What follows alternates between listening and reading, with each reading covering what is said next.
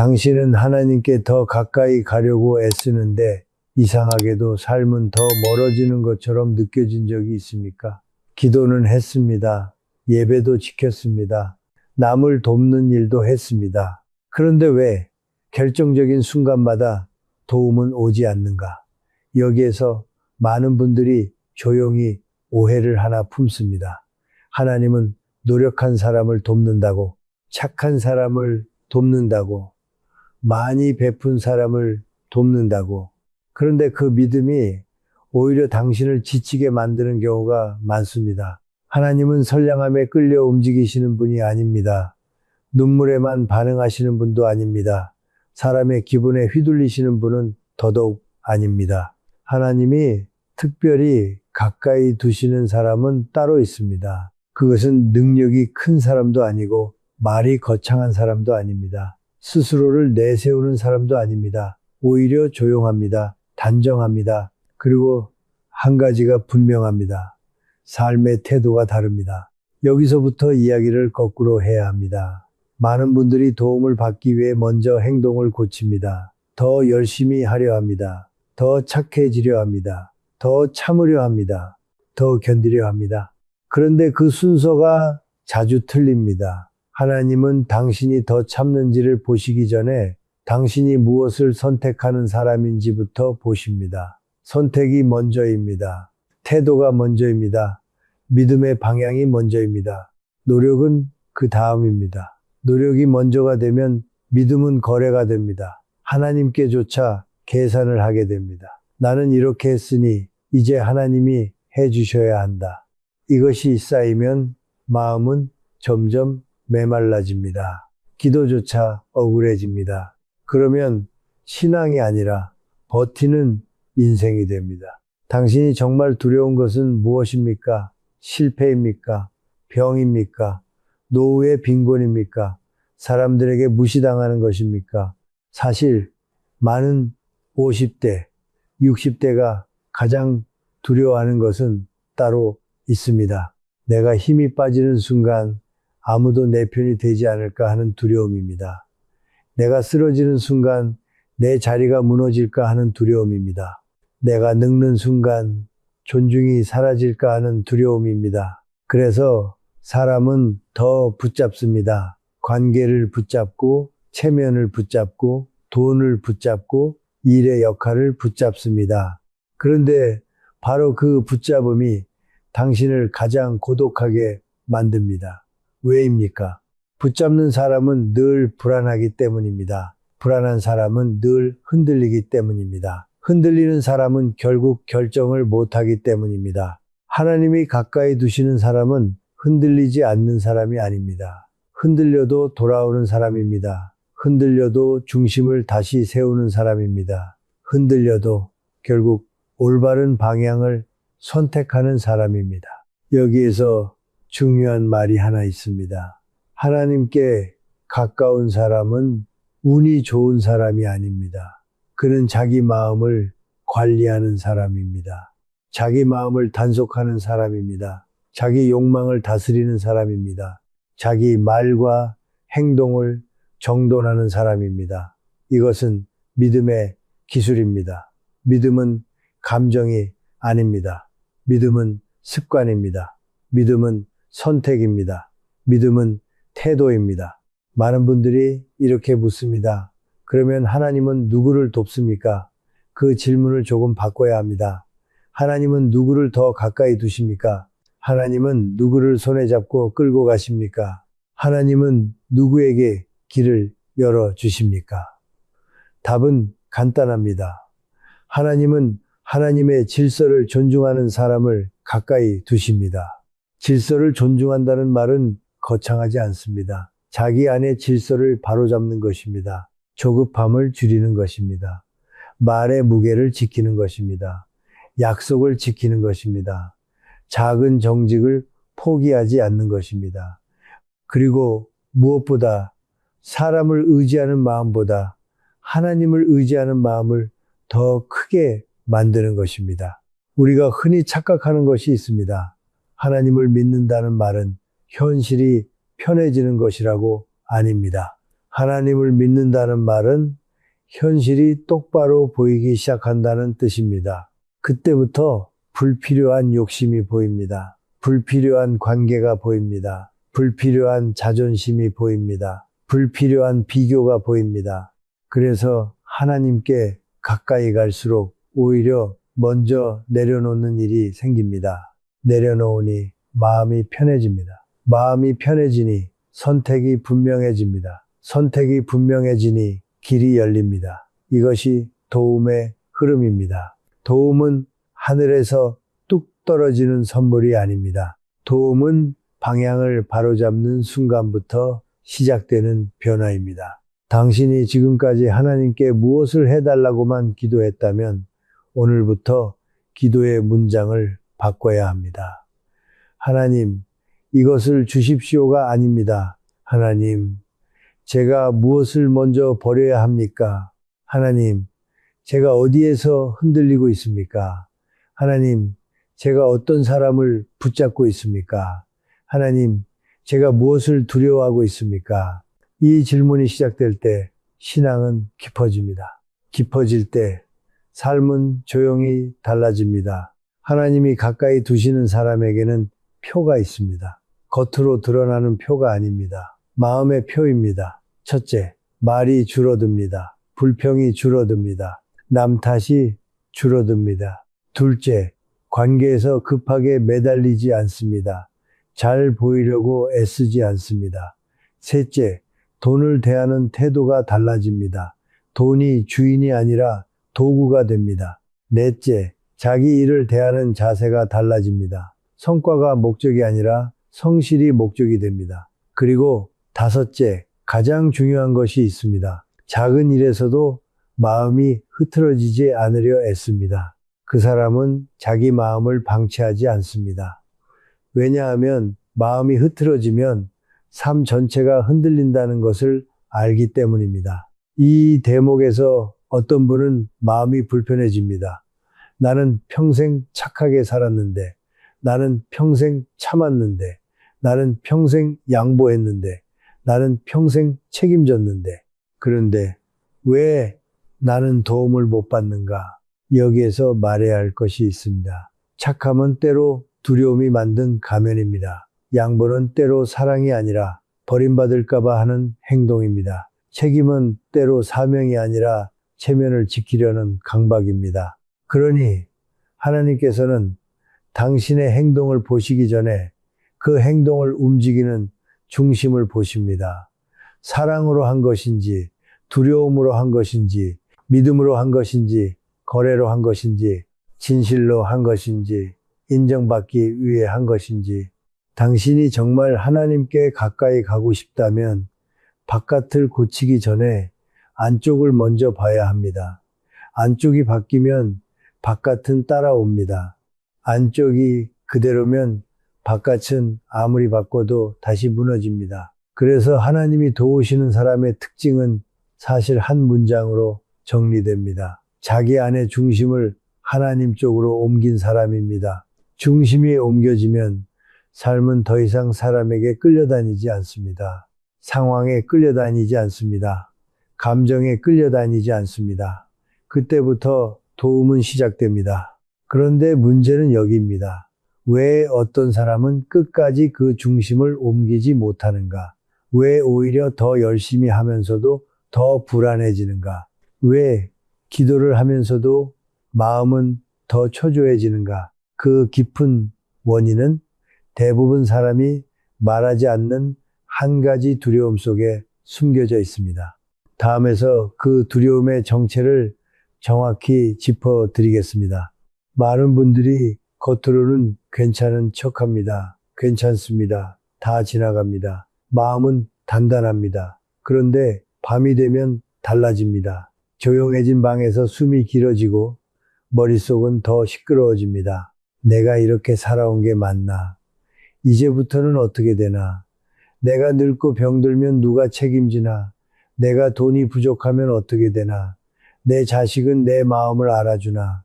내 곁에 사람은 끝까지 남아있나? 이 질문들이 떠오르기 시작하면 마음은 점점 쪼그라듭니다.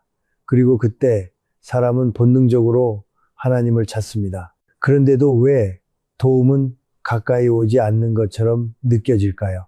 그 이유는 신앙이 부족해서가 아닙니다. 당신이 나쁜 사람이어서도 아닙니다. 오히려 아주 많은 경우 당신이 너무 오래 잘해주며 살아왔기 때문입니다. 여기에서 우리가 처음 마주해야 할 진실이 있습니다. 많은 50대, 60대가 인생에서 진짜로 무너지는 순간은 큰 사고가 아닙니다. 큰 실패가 아닙니다. 아주 조용한 배신입니다. 기대했던 사람이 등을 돌리는 순간입니다. 믿었던 가족이 내 마음을 모른 척하는 순간입니다. 평생 바친 직장이 내 이름을 쉽게 지우는 순간입니다. 그 순간 우리는 깨닫습니다. 내가 의지하던 것이 사실은 나를 끝까지 붙잡아 줄 존재가 아니었구나. 그래서 불안이 커집니다. 그리고 그 불안을 감추기 위해 더 열심히 살기 시작합니다. 더 참고, 더 맞추고, 더 견디고, 더 버텨냅니다. 겉으론 성실이지만 속은 공포입니다. 그 공포가 바로 도움을 가로막는 첫 번째 벽입니다. 당신이 지금 왜 이렇게 지치는지 아주 단순하게 말하겠습니다. 당신은 삶을 지탱하는 기둥을 사람에게 너무 오래 맡겼습니다. 인정받아야 살 것 같고, 사랑받아야 숨 쉴 것 같고, 존중받아야 마음이 놓입니다. 그러니 사람의 표정에 민감해집니다. 말 한마디에 무너집니다. 연락이 늦으면 불안합니다. 나를 대하는 태도가 차가워지면 가슴이 철렁합니다. 이 상태에서 신앙을 가져도 기도는 자꾸 사람 쪽으로 흐릅니다. 하나님을 찾는 것 같지만 사실은 사람을 붙잡고 싶은 마음을 하나님께 들고 가는 것입니다. 그러니 기도가 깊어지기 어렵습니다. 마음이 가라앉기 어렵습니다. 도움의 통로가 열리기 어렵습니다. 두 번째 진실을 말하겠습니다. 많은 분들이 하나님을 믿는다고 하면서도 마음속에 숨겨진 기준이 하나 있습니다. 내 인생이 잘 풀리면 하나님이 돕는 것이다. 내 인생이 꼬이면 하나님이 나를 외면한 것이다. 이것은 믿음이 아니라 평가입니다. 평가가 습관이 되면 신앙은 쉽게 흔들립니다. 작은 문제 하나만 생겨도 마음이 급해지고 기도가 다급해지고 결국 하나님을 조급하게 만들려 합니다.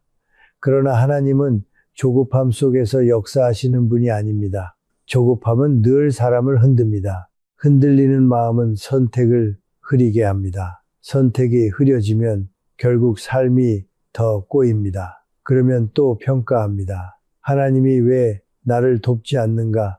이 악순환이 중년 이후에 가장 많이 나타납니다. 세 번째 진실은 더 아픕니다. 50대와 60대가 겪는 현실은 눈앞의 일만이 아닙니다. 체력이 꺾이기 시작합니다. 속도가 느려집니다. 예전처럼 버티는 방식이 통하지 않습니다. 그런데도 많은 분들이 여전히 예전 방식으로 살려고 합니다. 밀어붙이면 된다고, 참으면 된다고, 더 하면 된다고. 그 결과는 무엇입니까? 마음은 더 쌓이고 몸은 더 망가지고 관계는 더 무거워집니다. 그러다 어느 날 이런 생각이 들지요. 내가 이렇게까지 했는데 왜 아무도 알아주지 않나? 왜 나만 희생하나? 왜 내 인생은 늘 마지막 순서인가? 이 마음이 커지면 안에는 분노가 생깁니다. 겉으로는 웃어도 안에는 분노가 있습니다. 그 분노는 결국 하나님께도 향합니다. 나는 믿었는데, 나는 지켰는데, 나는 선하게 살았는데 왜 나에게는 길이 열리지 않는가? 이것이 중년의 숨은 고통입니다. 그렇다면 정확히 무엇이 당신을 막고 있는가? 핵심은 하나입니다. 당신은 도움을 원하면서도 동시에 두려움을 놓지 못합니다. 두려움은 쉽게 포장됩니다. 책임이라는 이름으로, 성실이라는 이름으로, 가족이라는 이름으로, 체면이라는 이름으로. 그런데 하나님은 포장을 보지 않으십니다. 그 속의 근원을 보십니다. 당신이 정말 책임감 때문에 그렇게 사는지, 아니면 버림받을까봐 그렇게 사는지, 당신이 정말 가족을 사랑해서 그렇게 사는지, 아니면 가족에게 인정받지 못하면 나의 가치가 무너질까봐 그렇게 사는지, 여기에서 마음이 정직해져야 합니다. 정직해지는 순간 치유가 시작됩니다. 그리고 그때부터 도움은 멀리 있지 않게 됩니다. 또 하나, 많은 분들이 놓치는 부분이 있습니다. 하나님이 도우시는 사람의 특징은 무엇입니까? 그것은 도우심을 받기 좋은 사람이 되려고 애쓰는 것이 아닙니다. 도우심이 없어도 바른 선택을 하는 사람입니다. 이것이 차이입니다. 도움을 받기 위해 선하게 살면 선함은 조건이 됩니다. 조건이 되면 반드시 실망이 따라옵니다. 그러나 도움과 상관없이 바른 선택을 하면 그 선택 자체가 당신을 세웁니다. 당신이 세워지면 하나님이 손대실 자리가 생깁니다. 이것이 신앙의 구조입니다. 하나님이 갑자기 모든 문제를 해결해 주는 구조가 아닙니다. 하나님이 당신의 중심을 다시 세워주시는 구조입니다. 중심이 세워지면 문제는 더 이상 당신을 잡아먹지 못합니다. 중년의 가장 큰 함정은 무엇입니까? 사람은 나이가 들수록 현실을 더 잘 압니다. 그래서 더 계산적이 됩니다. 더 안전을 찾습니다. 더 확실한 것을 붙잡습니다. 그런데 신앙은 확실함을 붙잡는 것이 아닙니다. 신앙은 불확실함 속에서도 올바른 방향을 붙잡는 것입니다. 이 차이를 이해하지 못하면 평생 교회에 다녀도 마음은 흔들립니다. 기도를 해도 불안은 사라지지 않습니다. 왜냐하면 마음의 주인이 여전히 두려움이기 때문입니다. 하나님이 아니라 두려움이 주인일 때 도움은 늘 늦게 오는 것처럼 느껴집니다. 그러면 이제 질문이 생깁니다. 두려움은 구체적으로 무엇인가? 중년을 흔드는 두려움의 정체는 단순하지 않습니다. 돈의 두려움만이 아닙니다. 건강의 두려움만이 아닙니다. 사실 그 밑에는 더 깊은 두려움이 있습니다. 나는 결국 버려질 수 있다는 두려움입니다. 나는 결국 쓸모 없어질 수 있다는 두려움입니다. 나는 결국 아무도 필요로 하지 않을 수 있다는 두려움입니다. 이 두려움이 깊을수록 사람은 더 과잉으로 움직입니다. 더 과잉으로 희생합니다. 더 과잉으로 맞춥니다. 더 과잉으로 베풉니다. 그리고 마음속으로는 이렇게 말합니다. 이렇게 하면 나는 버려지지 않겠지. 이렇게 하면 나는 존중받겠지. 이렇게 하면 나는 안전하겠지. 그러나 현실은 정반대로 갑니다. 과잉은 사람을 지치게 하고 지침은 결국 관계를 망가뜨립니다. 그때 더 큰 상처가 생깁니다.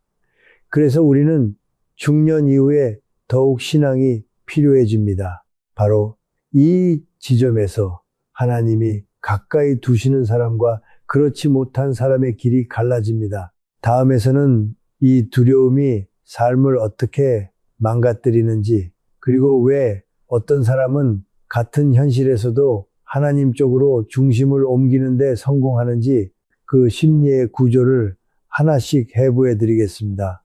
당신이 평생 붙잡고 있던 것이 무엇인지 그 정체를 정확히 마주하는 순간이 곧 옵니다. 사람은 나이가 들수록 한 가지를 더 분명히 보게 됩니다. 세상은 공평하지 않다는 것, 노력한 만큼 결과가 오지 않는 날이 있다는 것, 좋은 마음으로 다가가도 돌아오는 것은 차가움일 수 있다는 것. 그래서 중년의 마음에는 두 겹의 피로가 생깁니다. 하나는 현실의 피로입니다. 다른 하나는 의미의 피로입니다. 나는 왜 이렇게 살았는가? 나는 무엇을 믿고 버텼는가? 이 질문의 답이 희미해질수록 사람은 더 흔들립니다. 흔들리면 두려움이 주인이 됩니다. 두려움이 주인이 되면 당신은 세상에 끌려다니는 사람이 됩니다. 제가 오래 살아오며 깨달은 것이 있습니다. 인생은 힘으로 뚫는 것이 아니라 방향으로 열립니다. 아무리 강한 사람이라도 방향이 틀리면 결국 지칩니다. 그러나 조용한 사람이라도 방향이 바르면 길이 열립니다. 하나님이 가까이 두시는 사람의 특징도 여기에 있습니다. 그들은 힘이 세서가 아닙니다. 방향이 바르기 때문입니다. 믿음은 마음의 방향입니다. 그리고 그 방향은 매일의 작은 선택에서 드러납니다. 우리는 흔히 하나님을 위로의 존재로만 생각합니다. 힘들 때 기대고 싶은 존재, 두려울 때 붙잡고 싶은 존재. 물론 그렇습니다. 그러나 그것만으로는 부족합니다. 하나님은 방향을 세워주시는 분입니다. 위로는 마음을 달래지만 방향은 인생을 바꿉니다. 위로만 받으려는 사람은 다시 흔들립니다. 그러나 방향을 세운 사람은 흔들려도 돌아옵니다. 그 차이가 큽니다. 그렇다면 방향이란 무엇입니까? 방향이란 무엇을 가장 먼저 믿는가입니다.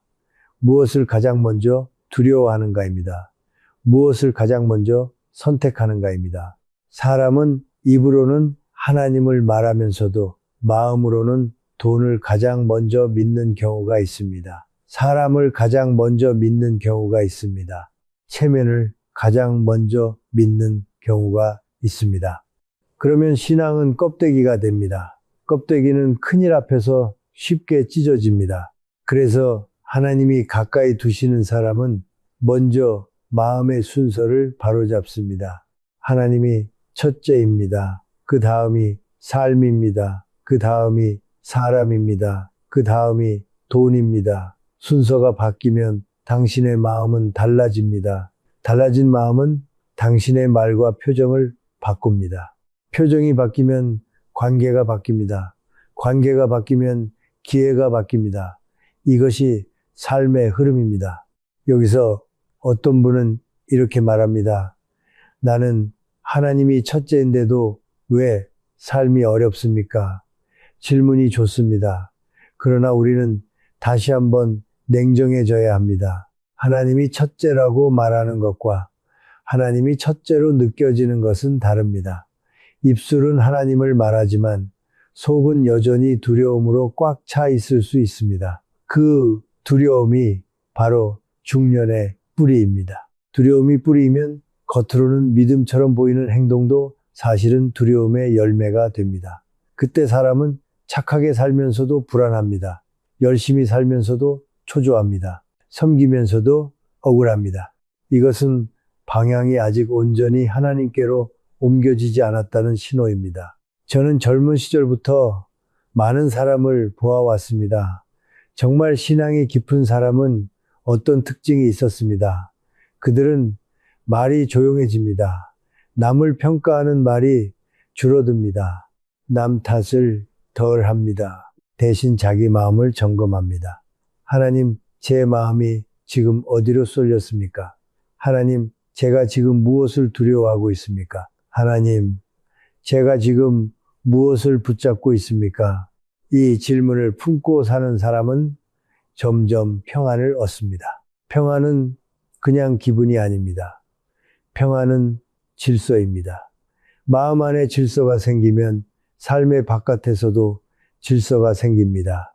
여기에서 우리는 아주 중요한 원리를 하나 알아야 합니다. 사람의 마음은 자기가 품고 있는 생각을 따라 움직입니다. 생각은 습관이 됩니다. 습관은 표정이 됩니다. 표정은 태도가 됩니다. 태도는 관계를 만듭니다. 관계는 기회를 만듭니다. 기회는 결과를 만듭니다. 그러니 당신이 하루 종일 무엇을 품고 사느냐가 당신의 삶을 만들고 있습니다. 어떤 사람은 하루 종일 불안을 품고 삽니다.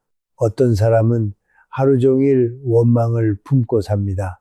어떤 사람은 하루 종일 비교를 품고 삽니다.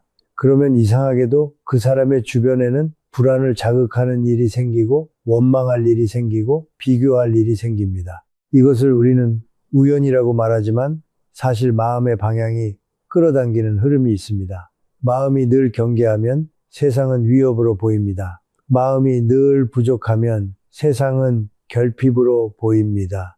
마음이 늘 미워하면 세상은 적으로 보입니다. 반대로 어떤 사람은 마음을 바꾸기 시작합니다. 같은 현실인데도 마음을 정돈합니다. 감사할 것을 찾습니다. 오늘 하루 내가 지킬 수 있는 작은 약속을 지킵니다. 말끝을 다듬습니다. 불평을 멈춥니다.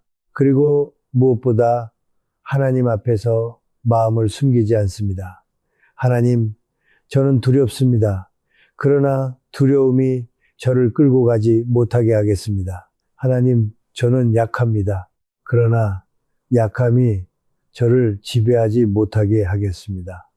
이렇게 마음의 방향을 바꾸는 사람에게는 이상하게도 길이 생깁니다. 사람의 마음이 바뀌니 눈이 바뀌고, 눈이 바뀌니 선택이 바뀌고, 선택이 바뀌니 결과가 달라집니다. 하나님이 역사하실 자리가 생깁니다. 중년 이후에 중요한 것은 큰 결심이 아닙니다. 작은 정돈입니다. 매일의 마음을 정돈하는 것입니다. 저는 이것을 품격이라고 부르고 싶습니다. 품격은 말투에만 있는 것이 아닙니다. 품격은 마음의 질서입니다. 하나님이 가까이 두시는 사람은 바로 이 품격을 지킵니다. 쉽게 화내지 않습니다. 쉽게 무너져 내리지 않습니다. 쉽게 남을 탓하지 않습니다. 그러면서도 단호합니다. 필요 없는 관계는 매달리지 않습니다. 필요 없는 욕심은 키우지 않습니다. 필요 없는 경쟁은 하지 않습니다. 그들은 조용히 자신을 지킵니다. 이것이 믿음의 성숙입니다. 이제 한 걸음 더 들어가 보겠습니다. 하나님이 도우시는 사람에게는 공통된 자세가 있습니다. 그것은 겸손입니다. 그런데 여기서 말하는 겸손은 비굴함이 아닙니다. 자기 가치를 낮추는 것이 아닙니다. 겸손은 진실을 인정하는 힘입니다. 나는 완벽하지 않다. 나는 내 힘만으로 다 할 수 없다. 나는 내 뜻대로만 살 수 없다. 이 진실을 받아들이는 순간 사람은 비로소 하나님을 믿을 준비가 됩니다. 왜냐하면 하나님은 빈 마음에 들어오시기 때문입니다. 마음이 욕심과 불안으로 꽉 차 있으면 들어오실 자리가 없습니다. 그러니 하나님이 가까이 두시는 사람은 먼저 비웁니다. 비우고 정돈하고 방향을 세웁니다. 또 하나의 원리가 있습니다. 하나님은 당신의 기도를 듣기 전에 당신의 삶이 말하는 소리를 들으십니다. 당신이 아무리 입으로 하나님을 부르면서도 삶으로는 계속 거짓을 선택한다면 마음은 두 조각이 됩니다. 두 조각 난 마음은 힘을 잃습니다. 그때부터 기도는 말이 되고 말은 메아리가 됩니다. 그러나 삶과 마음이 하나가 되면 기도는 힘이 됩니다. 그 힘이 당신의 선택을 지키고 선택이 당신의 길을 지키고 길이 당신의 삶을 지킵니다. 그러니 오늘 우리가 붙잡아야 할 철학은 단순합니다.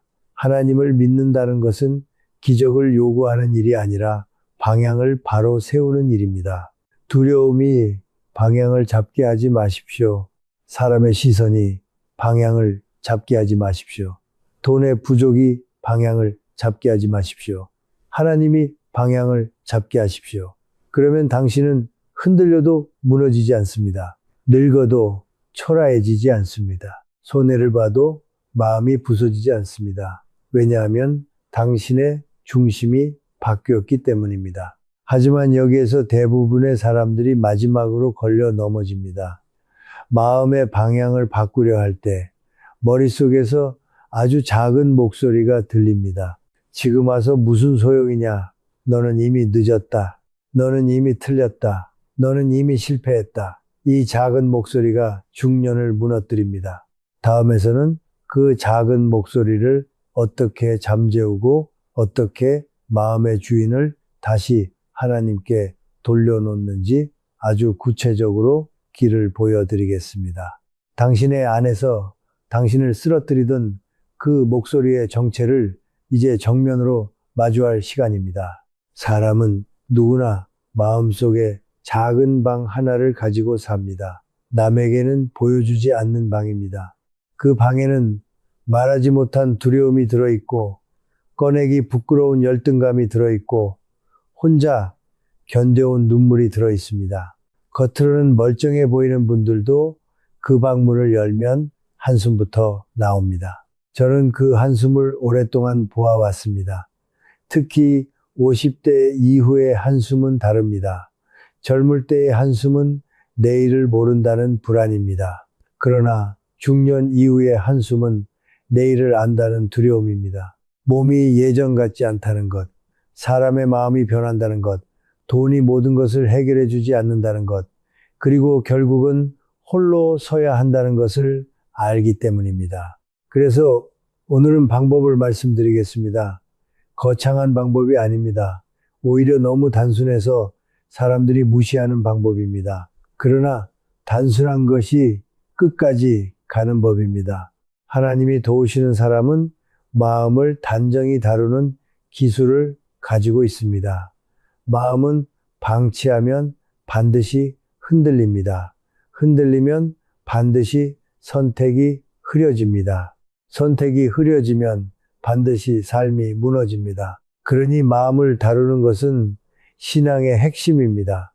믿음은 감정이 아닙니다. 믿음은 훈련입니다. 믿음은 반복입니다.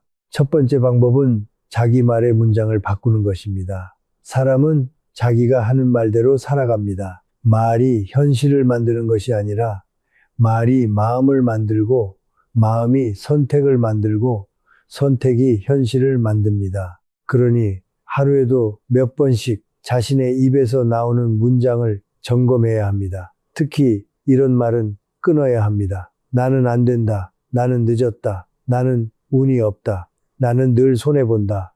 이런 문장은 마음을 꺾는 칼입니다. 마음이 꺾이면 하나님께 기대는 척 하면서도 사실은 포기하는 사람이 됩니다. 대신 이렇게 바꾸십시오. 하나님이 함께 하시면 길이 생깁니다. 오늘도 저는 제 마음을 지키겠습니다. 저는 흔들려도 돌아올 사람입니다. 저는 두려움에 끌려가지 않겠습니다. 이 문장은 주문이 아닙니다. 결심의 선언입니다. 선언은 당신의 마음을 다시 세웁니다. 이 말을 하루에 3번, 5번 조용히 반복하십시오. 입으로만 하지 말고 마음으로 하십시오. 마음이 따라오지 않더라도 계속 하십시오. 마음은 반복을 따라 움직입니다. 반복이 습관이 되면 당신은 어느 날 불안 속에서도 흔들리지 않는 자신을 발견하게 됩니다. 두 번째 방법은 침묵의 시간을 확보하는 것입니다. 많은 분들이 기도를 할 때도 마음이 시끄럽습니다. 말은 많이 하는데 마음은 더 불안합니다. 왜 그렇습니까? 침묵이 없기 때문입니다. 하나님은 소란 속에서 잘 들리지 않습니다. 마음이 조용해져야 하나님의 방향이 들어옵니다.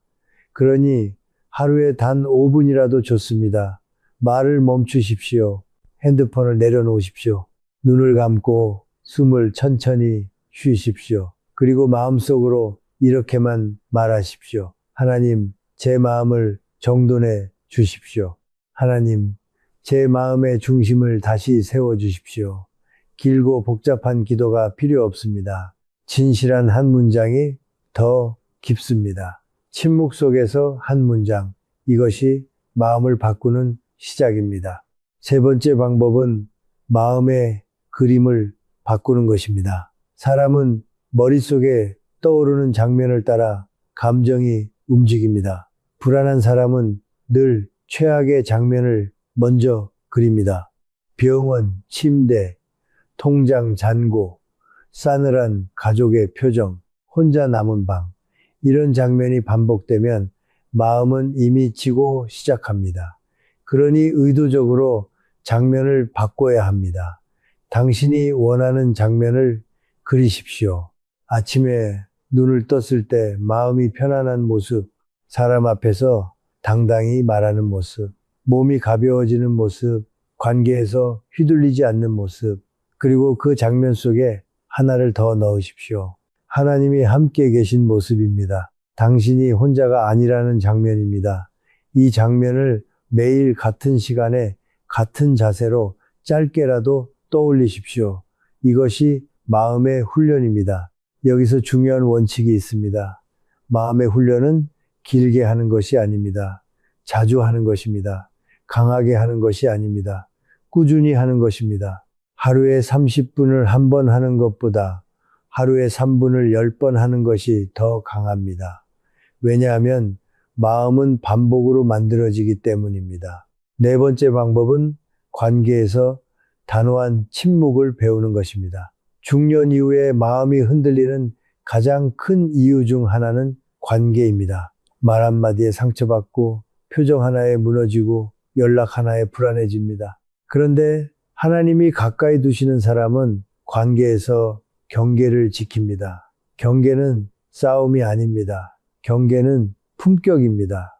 상대가 무례하게 말할 때 당신이 즉시 설명하려 들지 마십시오. 변명하지 마십시오. 설득하지 마십시오. 그 순간은 짧게 멈추고 단정하게 말하십시오. 그 말씀은 길 필요가 없습니다. 저는 그렇게 대화하지 않습니다. 오늘은 여기까지 하겠습니다. 그리고 더 말하지 마십시오. 침묵이 당신의 품격을 지킵니다. 침묵이 당신의 마음을 지킵니다. 마음을 지키면 하나님을 더 잘 들을 수 있습니다. 다섯 번째 방법은 작은 약속을 지키는 훈련입니다.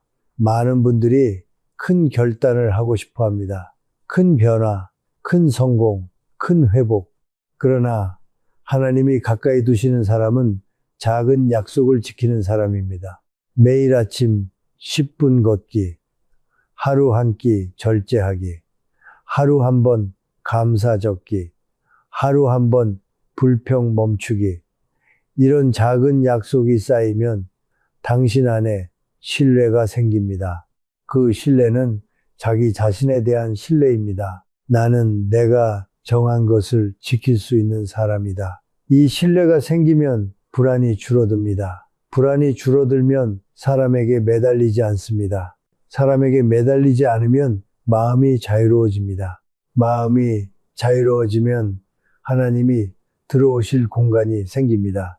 여섯 번째 방법은 잠들기 전에 마지막 생각을 바꾸는 것입니다. 많은 사람들이 잠들기 직전까지 걱정을 합니다. 내일의 일, 돈, 자식, 건강. 그러면 잠자는 동안 마음은 그 걱정을 붙잡고 움직입니다. 그래서 아침에 일어나면 이미 피곤합니다. 이미 불안합니다. 그러니 잠들기 전 마지막 3분을 바꾸십시오. 그 3분은 당신의 영혼을 세우는 시간입니다. 이렇게 하십시오. 침대에 누워 숨을 천천히 쉬고 마음속으로 단정하게 말하십시오. 하나님, 오늘도 지켜주셔서 감사합니다. 하나님, 내일도 제가 흔들리지 않게 붙잡아 주십시오. 저는 당신과 함께 갑니다. 그리고 그 문장을 3번만 반복하고 잠드십시오. 이 작은 습관이 당신의 내일을 바꿉니다. 이 방법들을 들으면 어떤 분은 이렇게 말합니다. 너무 단순합니다. 너무 쉬워 보입니다. 그렇습니다. 그러나 진짜 어려움은 다른 데 있습니다. 방법이 아니라 지속입니다. 지속을 방해하는 것이 바로 그 작은 목소리입니다. 너는 못한다. 너는 꾸준히 못한다. 너는 결국 원래대로 돌아간다. 이 목소리가 나오면 대부분은 포기합니다. 그리고 다시 예전의 불안으로 돌아갑니다. 다음에서는 이 작은 목소리를 어떻게 다루어야 하는지, 왜 그 목소리가 중년의 마음을 가장 교묘하게 무너뜨리는지, 그리고 그 목소리를 조용히 잠재우는 가장 현실적인 길을 말씀드리겠습니다. 그 목소리를 이기는 순간 당신은 비로소 하나님이 가까이 두시는 사람의 길로 들어서게 됩니다. 당신이 지금까지 가장 많이 속아온 상대는 누구입니까? 남의 말입니까? 세상의 기준입니까? 아닙니다. 당신 안에서 조용히 속삭이는 그 목소리입니다. 겉으로는 아주 이성적인 말처럼 들립니다. 현실을 보라는 말처럼 들립니다. 기대하지 말라는 말처럼 들립니다. 그런데 그 목소리가 계속 커지면 사람은 서서히 무너집니다. 무너질 때도 소리 없이 무너집니다. 그리고 그 무너짐을 아무도 모릅니다. 이것이 중년의 가장 무서운 함정입니다. 그 목소리는 대개 이런 말로 시작합니다. 이제 와서 무슨 소용이냐? 너는 이미 늦었다. 너는 원래 그런 사람이다. 너는 끝까지 못 간다. 너는 또 흔들린다. 처음에는 그냥 생각처럼 지나갑니다. 그런데 어느 순간부터 그 목소리는 습관이 됩니다. 습관이 되면 성격이 됩니다. 성격이 되면 운명처럼 느껴집니다. 그래서 사람은 더 이상 바뀌지 않으려 합니다. 바뀌면 실패할까봐, 다시 무너질까봐 그 두려움 때문에 아예 시작을 하지 않습니다. 이것이 영혼의 피로입니다. 여기서 중요한 사실이 있습니다. 하나님이 도우시는 사람은 특별히 강한 사람이 아닙니다. 그 작은 목소리를 다르게 다루는 사람입니다. 다시 말해 자기 마음 안에서 일어나는 저항을 관리할 줄 아는 사람입니다. 저항은 반드시 옵니다. 더 나은 방향으로 가려 하면 그 순간 저항이 생깁니다. 왜냐하면 마음은 익숙한 것을 안전이라고 믿기 때문입니다. 익숙한 불안이 낯선 평안보다 편할 때가 있습니다. 익숙한 고통이 낯선 변화보다 덜 무서울 때가 있습니다. 그래서 마음은 자꾸 원래 자리로 돌아가려 합니다. 이것이 저항입니다. 그럼 저항을 이기는 방법은 무엇입니까? 억지로 밀어붙이는 것이 아닙니다. 저항을 적으로 보지 않는 것입니다. 저항은 당신을 파괴하려는 악이 아니라 당신을 지키려는 오래된 습관입니다. 그 습관은 과거에 당신을 살렸을 수도 있습니다. 참아야 산다. 맞춰야 산다. 열심히 해야 산다. 포기하면 끝이다. 이런 신념이 당신을 버티게 했을 수도 있습니다. 그러나 그 신념이 이제는 당신을 지치게 만들고 있습니다. 그러니 저항을 미워하지 말고 그 저항을 다루는 지혜를 가져야 합니다. 신앙이란 바로 그 지혜입니다. 첫째, 저항이 올라올 때는 이름을 붙이십시오. 마음은 이름을 붙이면 힘을 잃습니다. 불안이 올라오면 불안이라고 부르십시오. 분노가 올라오면 분노라고 부르십시오. 억울함이 올라오면 억울함이라고 부르십시오. 그리고 이렇게 말하십시오. 지금 내 안에 불안이 올라오고 있다. 그러나 불안이 나의 주인은 아니다. 이 말 한마디가 중요합니다. 감정은 당신의 일부이지만 당신의 주인이 아닙니다. 감정이 주인이 되면 삶은 흔들립니다. 감정을 바라볼 수 있으면 삶은 단단해집니다. 둘째, 작은 목소리와 논쟁하지 마십시오. 많은 사람들이 실패하는 이유가 여기 있습니다. 그 목소리가 너는 못한다고 말하면 사람은 그것을 이기려고 머릿속에서 싸웁니다. 논리를 대고 이유를 만들고 자기 자신을 설득하려 합니다. 그런데 마음속 논쟁은 늘 지는 싸움입니다. 왜냐하면 그 목소리는 논리가 아니라 습관이기 때문입니다. 습관은 논쟁으로 바뀌지 않습니다. 습관은 반복으로 바뀝니다. 그러니 논쟁하지 말고 단정한 한 문장으로 끊으십시오. 나는 오늘 한 걸음만 가겠습니다. 나는 오늘 내 마음을 지키겠습니다. 나는 오늘 하나님 쪽으로 방향을 옮기겠습니다. 짧게, 단정하게 반복하십시오. 셋째, 저항이 올라올 때는 행동을 작게 쪼개십시오. 중년의 마음은 큰 결심에 쉽게 무너집니다. 왜냐하면 큰 결심은 실패할 가능성을 크게 보이게 만들기 때문입니다. 그러면 작은 목소리가 더 강해집니다. 그러니 목표를 하루로 줄이십시오. 하루도 부담되면 1시간으로 줄이십시오. 1시간도 부담되면 지금 20분으로 줄이십시오. 오늘부터 매일 30분 걷겠다가 아니라 지금 신발을 신겠다로 바꾸십시오. 오늘부터 기도를 제대로 하겠다가 아니라 지금 눈을 감고 숨을 3번 쉬겠다로 바꾸십시오. 마음은 작아지면 실행합니다. 실행이 쌓이면 신뢰가 생깁니다. 신뢰가 생기면 저항은 약해집니다. 넷째, 실패를 해석하는 방식을 바꾸십시오. 저항이 가장 좋아하는 먹이는 실패입니다. 하루 못 지킨 날, 감정이 터진 날, 다시 불안해진 날, 그 순간 작은 목소리는 즉시 말합니다. 봐라, 너는 안 된다. 그런데 하나님이 가까이 두시는 사람은 실패를 다르게 해석합니다. 실패는 내 본성이 나쁘다는 증거가 아닙니다. 실패는 내 습관이 아직 남아있다는 신호입니다. 신호는 고치라는 뜻입니다. 포기하라는 뜻이 아닙니다. 그러니 못한 날이 있으면 이렇게 말하십시오. 오늘은 흔들렸습니다. 그러나 나는 돌아올 사람입니다. 이 문장이 당신을 살립니다. 다섯째, 마음의 고독을 인정하십시오. 중년 이후에 사람을 무너뜨리는 것은 일이 아니라 고독입니다. 고독은 사람 앞에서는 티가 나지 않습니다. 그런데 집에 돌아오면, 잠자리에 누우면 그 고독이 갑자기 목을 조입니다. 그때 작은 목소리가 커집니다. 네가 누구에게 기대겠냐? 네가 누구에게 의지하겠냐? 그 순간에 필요한 것은 사람을 더 붙잡는 것이 아닙니다. 하나님께 더 가까이 가는 것입니다. 고독을 없애려 하지 말고 고독 속에서 하나님을 찾는 훈련을 하십시오. 하나님은 고독을 통해 당신을 부르실 때가 있습니다.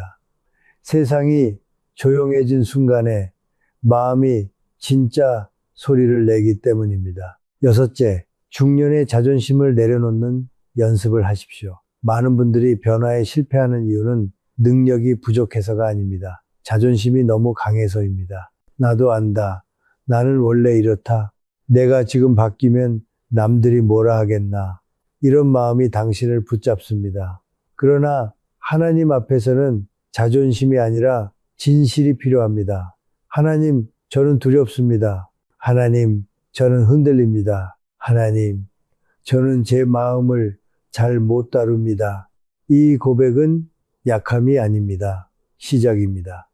진짜 강한 사람은 고백할 줄 아는 사람입니다. 그리고 마지막으로 꼭 말씀드리고 싶은 것이 있습니다. 저항이 올라올 때마다 당신은 선택의 순간에 서 있습니다. 두려움 쪽으로 갈 것인가? 하나님 쪽으로 갈 것인가? 사람의 시선 쪽으로 갈 것인가? 믿음의 방향 쪽으로 갈 것인가? 이 선택은 거창하지 않습니다. 아주 작은 순간에 일어납니다. 전화 한 통, 말 한마디, 표정 하나, 그 순간마다 당신이 하나님 쪽으로 한 번만 방향을 옮기면 그 한 번이 쌓입니다. 쌓이면 당신은 달라집니다. 달라지면 삶이 달라집니다. 다음에서는 당신이 어떤 사람이 되어야 하는지 하나님이 가까이 두시는 사람의 정체성을 분명히 세워드리겠습니다. 지금까지는 방법과 저항을 다루는 이야기였다면 이제부터는 당신의 존재 자체를 다시 정의하는 이야기입니다. 그 정의가 서는 순간 당신은 더 이상 흔들리는 사람이 아니라 흔들려도 무너지지 않는 사람이 됩니다. 당신이 지금 어떤 사람으로 살아가고 있는지 스스로에게 물어본 적이 있습니까? 나는 어떤 사람인가? 나는 무엇을 믿고 사는가? 나는 무엇을 두려워하는가? 나는 무엇을 붙잡는가? 이 질문은 철학자만 하는 질문이 아닙니다. 중년 이후에는 누구나 이 질문 앞에 서게 됩니다. 왜냐하면 그때부터는 숨길 수 없기 때문입니다. 젊을 때는 체력으로 가릴 수 있었습니다. 속도로 덮을 수 있었습니다. 바쁨으로 잊을 수 있었습니다. 그러나 50대, 60대가 되면 마음의 본 모습이 드러납니다. 그때 사람은 둘 중 하나가 됩니다. 흔들리는 사람이 되든지 중심이 선 사람이 되든지 하나님이 가까이 두시는 사람은 분명히 후자입니다. 중심이 선 사람입니다. 그리고 그 중심은 타고나는 것이 아니라 다시 선택하는 것입니다. 여기에서 정체성을 새로 세우는 일을 해야 합니다. 정체성이 흔들리면 말이 흔들립니다. 말이 흔들리면 관계가 흔들립니다. 관계가 흔들리면 삶이 흔들립니다. 그러니 당신이 먼저 붙잡아야 할 것은 돈도 아니고 사람도 아니고 체면도 아닙니다. 당신이 누구인가입니다. 하나님 앞에서 내가 누구인가입니다. 이 질문에 답이 서면 세상은 당신을 쉽게 흔들지 못합니다. 첫째, 하나님이 가까이 두시는 사람은 선택의 사람입니다. 감정의 사람이 아닙니다. 상황의 사람이 아닙니다. 선택의 사람입니다. 기분이 좋을 때만 바르게 사는 것이 아닙니다. 일이 잘 풀릴 때만 감사하는 것이 아닙니다. 불리한 순간에도 바른 선택을 하는 사람입니다. 그 선택이 쌓이면 인생이 달라집니다. 그래서 나는 이렇게 말해야 합니다. 나는 선택하는 사람입니다. 나는 흔들려도 결국 바른 쪽을 택하는 사람입니다. 이 문장이 정체성입니다. 둘째, 하나님이 가까이 두시는 사람은 경계를 지키는 사람입니다. 경계는 차가움이 아닙니다. 경계는 품격입니다. 아무에게나 마음을 열지 않습니다. 아무에게나 시간을 주지 않습니다. 아무에게나 돈을 맡기지 않습니다. 이유는 단 하나입니다. 내 마음은 소중하기 때문입니다. 내 마음은 하나님께서 맡기신 것이기 때문입니다. 그래서 나는 이렇게 말해야 합니다. 나는 내 마음을 지키는 사람입니다. 나는 무례를 허락하지 않는 사람입니다. 나는 필요 없는 죄책감에 끌려가지 않는 사람입니다. 이 정체성이 서면 사람들은 당신을 함부로 대하지 못합니다. 셋째, 하나님이 가까이 두시는 사람은 말의 무게를 지키는 사람입니다.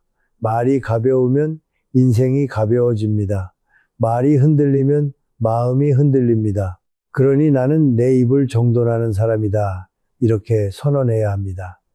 불평의 입을 닫고 감사의 문장을 여는 사람입니다. 남 탓을 줄이고 자기 점검을 늘리는 사람입니다. 험담을 멈추고 침묵을 선택하는 사람입니다. 이것이 품격의 신앙입니다. 넷째, 하나님이 가까이 두시는 사람은 작은 약속을 지키는 사람입니다. 큰 기적을 기다리기 전에 작은 성실을 쌓는 사람입니다. 오늘 한 가지라도 지키는 사람입니다. 오늘 한 번이라도 참는 사람입니다. 오늘 한 번이라도 마음을 내려놓는 사람입니다. 오늘 한 번이라도 감사하는 사람입니다. 이 작은 성실이 쌓이면 하나님은 그 사람에게 더 큰 일을 맡기십니다. 왜냐하면 신뢰할 수 있기 때문입니다. 그러니 나는 신뢰받는 사람이다. 이렇게 말해야 합니다. 나는 맡기면 지키는 사람이다. 나는 작은 것을 가볍게 여기지 않는 사람이다. 나는 다섯째, 하나님이 가까이 두시는 사람은 고독을 두려워하지 않는 사람입니다. 고독을 없애려고 사람을 붙잡지 않습니다. 고독을 피하려고 돈을 쌓기만 하지 않습니다. 고독을 덮으려고 소란 속으로 도망가지 않습니다. 고독은 당신의 적이 아닙니다. 고독은 당신을 하나님께 더 가까이 데려가는 통로가 될 수 있습니다. 그래서 나는 고독 속에서도 무너지지 않는 사람이다. 이렇게 세워야 합니다. 나는 혼자여도 바른 사람이다. 나는 조용해도 흔들리지 않는 사람이다. 이 정체성은 중년 이후에 당신을 살립니다. 여섯째, 하나님이 가까이 두시는 사람은 자기 가치를 사람의 평가에 맡기지 않는 사람입니다. 이것이 가장 중요합니다. 사람의 평가에 맡기는 순간 당신은 종이 됩니다. 칭찬에 들뜨고 비난에 무너지고 인정에 목마르고 무시에 분노합니다. 그러면 마음이 계속 흔들립니다. 그런데 하나님이 가까이 두시는 사람은 마음속에 기준이 하나 있습니다. 나의 가치는 하나님께 속해 있다. 그러니 나는 흔들리지 않는다. 나는 비교하지 않는다.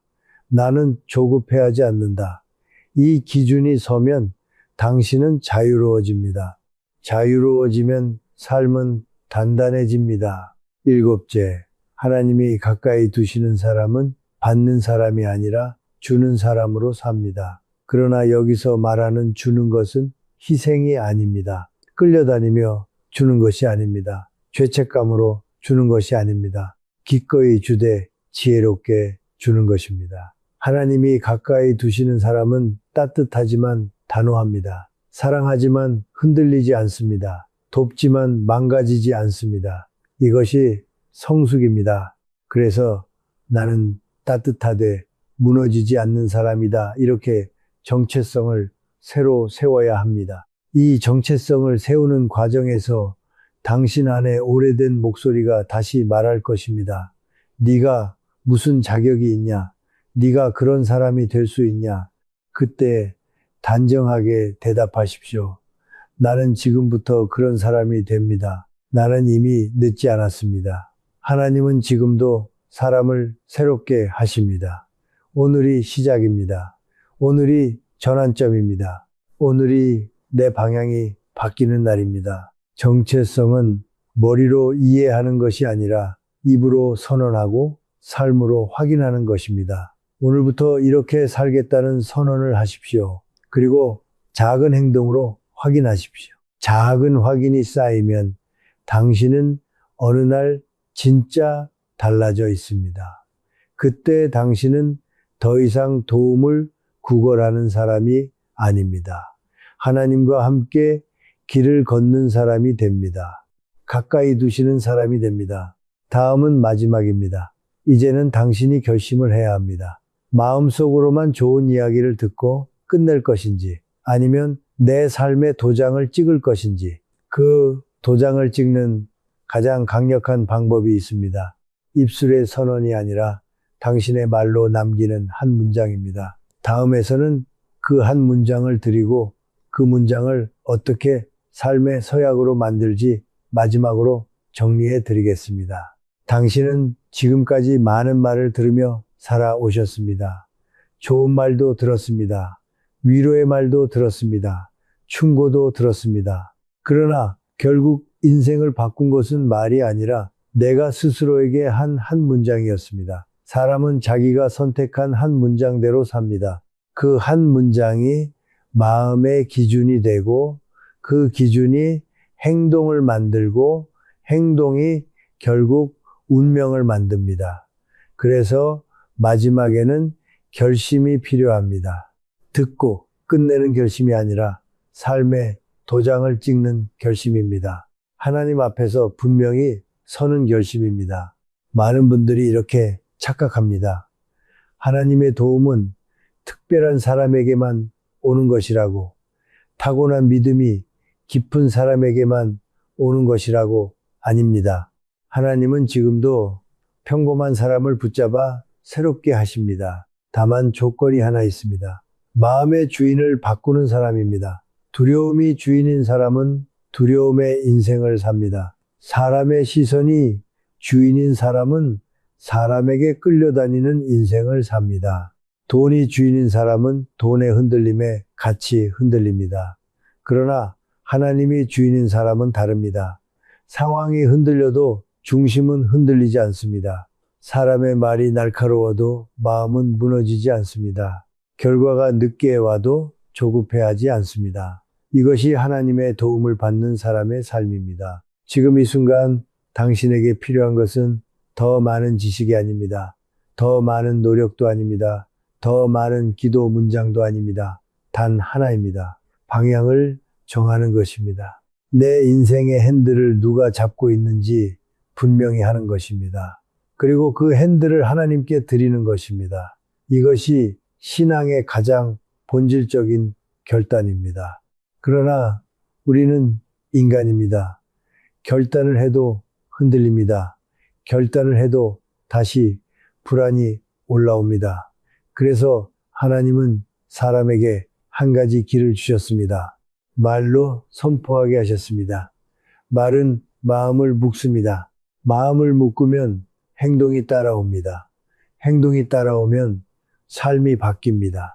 그러니 오늘 당신이 해야 할 가장 중요한 일은 마음속으로만 고개 끄덕이는 것이 아니라 입술로 분명히 말하는 것입니다. 그리고 그 말을 세상에 남기는 것입니다. 이것이 도장입니다. 이것이 서약입니다. 지금부터 제가 드리는 한 문장이 있습니다. 이 문장은 길지 않습니다. 그러나 이 문장은 당신의 방향을 붙잡는 못이 됩니다. 이 문장을 마음에 새기십시오. 그리고 오늘 댓글로 남기십시오.